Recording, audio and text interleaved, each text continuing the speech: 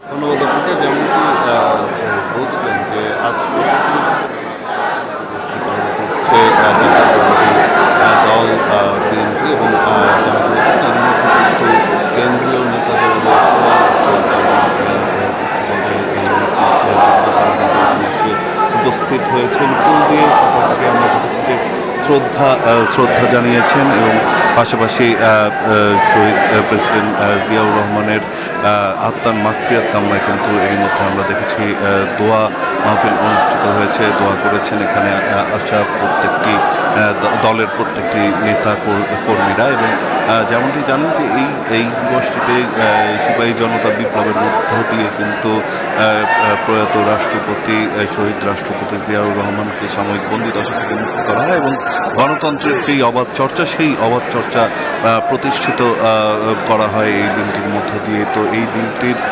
ঐতিহাসিক ব্যাখ্যা অনেক এবং দলটির পক্ষ থেকে যেটি বলা হয়েছে যে ফ্যাসিস্ট শাসন আমলে 17 বছর এই দিবসটি ঠিকভাবে পালন করতে পারেনি বিএনপি সহ অন্যান্য যে রাজনৈতিক দলগুলো আছে তারা, এবং অনেকটা ছুটি সারি তাদের পালন করতে হয়েছে বিএনপির আমলে। এই দিবসটিতে রাষ্ট্রীয় ছুটি থাকলেও এই দিবসটি সহ এই ছুটি বাতিল করা হয় কিন্তু আওয়ামী লীগের শাসন আমলে। আবারও এই দিনটিতে কিন্তু আজকে বিএনপির যারা শীর্ষ নেতারা রয়েছেন তারা এখানে এসে উপস্থিত হয়েছেন এবং এর মধ্যে কিন্তু আমানুল্লাহ আমানের সাথে আমাদের কথা হয়েছে। গণমাধ্যমকে তিনি যেটি বলেছেন যে এই দিনের আসলে ব্যাখ্যা দিতে গেলে সময় অনেক লাগবে এবং দিন পার হয়ে যেতে পারে, যার কারণে তিনি বলেছেন যে দিবসটি উদযাপন করতে তারা এসেছেন এবং শহীদ রাষ্ট্রপতি জিয়াউর রহমানের মাজারে আজকে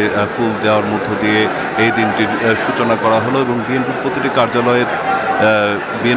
কার্যালয়ে কিন্তু তাদের দলীয় যে পতাকা রয়েছে সেটি তোলা হয়েছে এবং পাশাপাশি তিনি যেটি বলেন যে আসছে জাতীয় নির্বাচনে যেই গণতান্ত্রিক চর্চা এই দিনটির মধ্য দিয়ে সূচিত হয়েছিল সেই গণতান্ত্রিক চর্চা চালিয়ে যাবে বিএনপি এবং সেই চর্চা অব্যাহত রাখতে তারা কাজ করে যাচ্ছে এবং এরই মধ্যে দলের প্রাথমিক মনোনয়ন দেওয়া হয়েছে। সেই অনুযায়ী কিন্তু যারা প্রার্থীরা রয়েছেন তারা নির্বাচনের নিজ নিজ এলাকায় কাজ করছেন, জনসংযোগ তারা চালিয়ে যাচ্ছেন এবং তার মধ্য দিয়ে কিন্তু মানুষের ব্যাপক জয়লাভ করবে, মানুষের ভোট পাবে এবং জয়লাভ করে সরকার গঠন করবে বিএনপি। তো এই ছিল এখন পর্যন্ত আমার কাছে এখানকার সবশেষ তথ্য। আমার আরেক সহকর্মী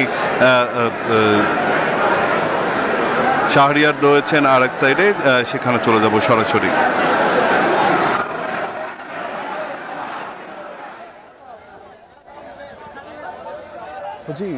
জিকো ধন্যবাদ আপনাকে। আপনি যেমনটি জানাচ্ছেন উদ্যান থেকে ভেতরের খবর, আমি কিন্তু এই মুহূর্তে রয়েছি ঠিক যে উদ্যানের বাহিরেই এবং সকাল থেকে কিন্তু বিভিন্ন নেতাকর্মীদের উচ্ছ্বাস আনন্দ আমরা দেখতে পেয়েছি, নেতাকর্মীদের উপস্থিতি আমরা দেখতে পেয়েছি।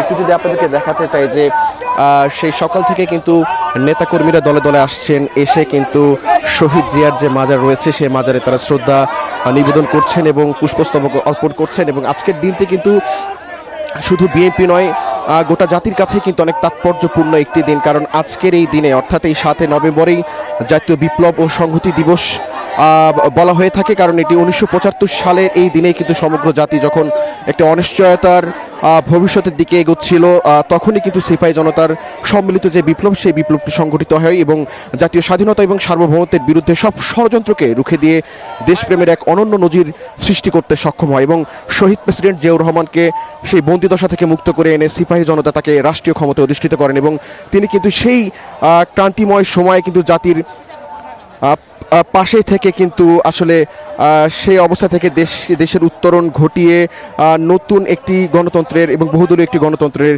সূচনা করে এবং তাই 7 নভেম্বর কিন্তু জাতীয় জীবনের এক অনন্য ইতিহাস এবং গুরুত্বপূর্ণ একটি দিন এবং সিপাহী জনতার বিপ্লবের মধ্য দিয়ে কিন্তু আধিপত্যবাদ, একনায়কতন্ত্র, একদলীয় শাসন এবং জনজীবনে বিশৃঙ্খলা সহ তখনকার যে বিরাজমান নৈরাজ্যর যে সামাজিক অবস্থান সেটির কিন্তু অবসান ঘটে এবং একটি অস্থিতিশীল পরিবেশ থেকে কিন্তু দেশ একটি সুশৃঙ্খল পরিবেশে ফিরে আসে এবং বিএনপির আজকের দিনটি আজকের দিনটি ঘিরে কিন্তু নানান ধরনের কর্মসূচি রয়েছে, শুধু ঢাকাতেই না বরঞ্চ জেলা পর্যায়ে উপজেলা পর্যায়ে সকল স্তরে কিন্তু নেতাকর্মীরা কিন্তু আজকের দিনটিকে ঘিরে কিন্তু নানান ধরনের কর্মসূচি কিন্তু হাতে নিয়েছে। এবং এই মুহূর্তে আমি একটু যেতে চাই আমার সহকর্মী মুর্তুজার কাছে, তিনি আমাদের সঙ্গে যুক্ত হচ্ছেন রাজশাহী থেকে। মুর্তুজা, একটু জানাবেন আমাদেরকে যে আজকের এই দিনটিকে ঘিরে, বিশেষ এই দিনটিকে ঘিরে রাজশাহীতে বিএনপির কি কি আয়োজন রয়েছে?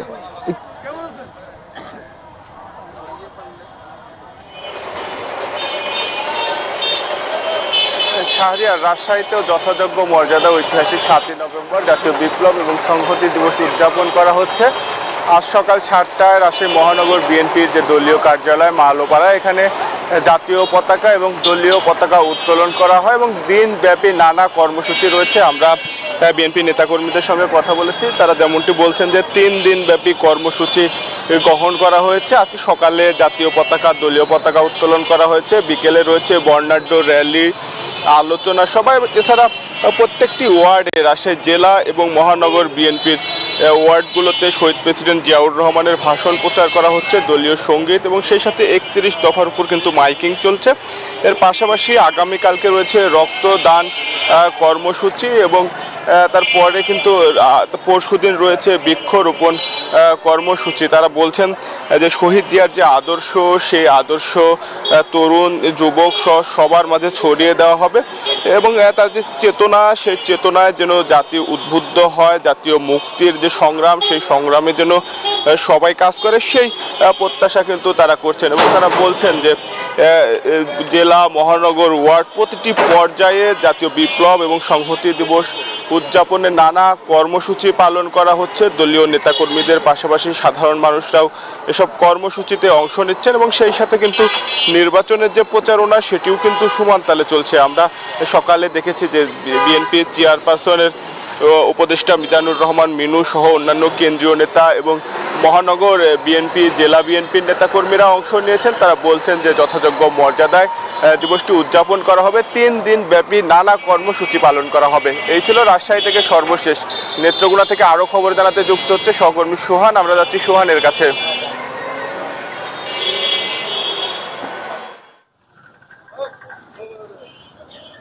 ধন্যবাদ মুর্তজা। আসলে আপনি আজকে যে জানাচ্ছিলেন রাজশাহী থেকে যে বিপ্লব ও গণসংহতি দিবসে যে নানা আয়োজন চলছে রাজশাহীতে, সেই রকম কিন্তু নেত্রকোনাতেও বিভিন্ন এলাকাতেই কিন্তু আজকে এই গণসংহতি ও বিপ্লব দিবস কিন্তু বিএনপির ব্যাপক কর্মসূচি রয়েছে। আমরা জানি যে বিকেল 3টায় নেত্রকোনা র্যালি অনুষ্ঠিত হবে। এছাড়াও বিভিন্ন জায়গায় কিন্তু মেডিকেল ক্যাম্পের আয়োজন করা হয়েছে জেলা বিএনপির পক্ষ থেকে। আমি যে বিষয়টি জানাতে চাই, আজকে কিন্তু নেত্রকোনার যে শফিউল আলম, যিনি আসলে প্রধান উপদেষ্টার যে প্রেস সচিব, সিনিয়র সচিব, তিনি নেত্রকোনায় এসেছেন। আমি কিছুক্ষণ আগে তিনি নেত্রকোনা জেলার সার্কিট হাউস যেটা রয়েছে, সার্কিট হাউসে ছিলেন এবং সার্কিট হাউস থেকে এই কিছুক্ষণ হয় জুলাই যে স্মৃতিস্তম্ভ, ওই জুলাই স্মৃতিস্তম্ভে কিন্তু ফুল দিয়ে শ্রদ্ধা নিবেদন করেছেন এবং শ্রদ্ধা নিবেদন শেষে তিনি আসলে দুর্গাপুরের দিকে যাবেন। আমরা এই ছিল কিন্তু আসলে নেত্রকোনা থেকে প্রেস সচিব আসার সব প্রেজেন্ট স্টুডিওতে রয়েছেন ফয়সাল। আমরা যাব ফয়সালের কাছে। ফয়সাল। এক্সট্রিম মশার কয়েল প্ল্যান্ট ফাইবার দিয়ে তৈরি, তাই সহজে ভাঙে না, সুগন্ধিযুক্ত ও নিরবিচ্ছিন্নভাবে জ্বলে। ডেঙ্গু, চিকুনগুনিয়া বাহি সহ যে কোনো মশার বিরুদ্ধে দেয় এক্সট্রিম সুরক্ষা।